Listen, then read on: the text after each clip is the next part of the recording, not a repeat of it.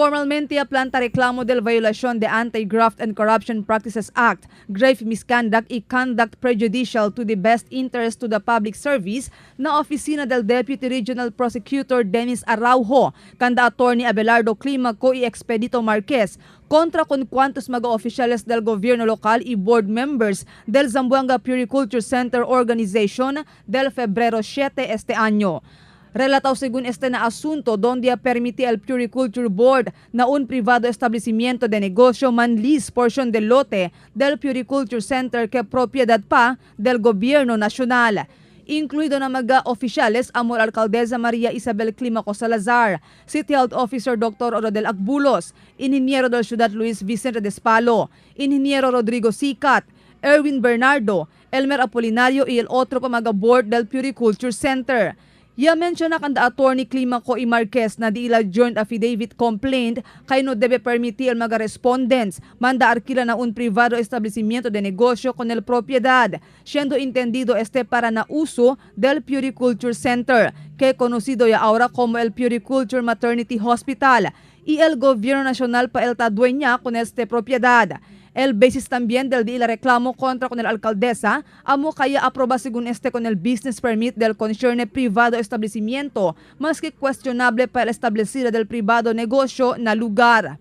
Mientras tanto, habla el City Legal Officer Attorney Jesus Carbon, kay no pa oficialmente recibí el mga concerne respondents con el kopya del reklamo.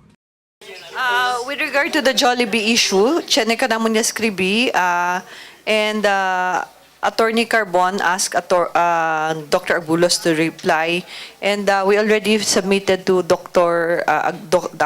reply of Dr. Agbulos to Attorney Carbon as a response of the city.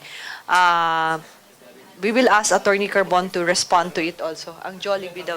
Submitted a very comprehensive explanation attaching the presidential proclamation designating the place as an area for Puriculture Center, the articles of incorporation of Puriculture Center, the bylaws, and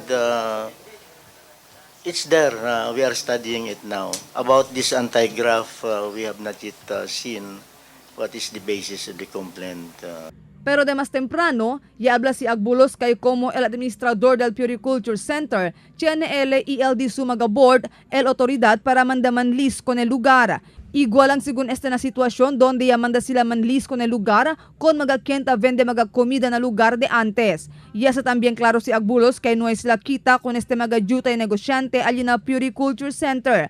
Conforme estar ay bira según estos na lugar, el momento ya acabaya construir con el edificio intendido para kanila. Ta-incluye también na magakunkenya planta kaso mismo el corporate officers de este untal privado establecimiento. Marifita Mayo, Dateline Zamboanga.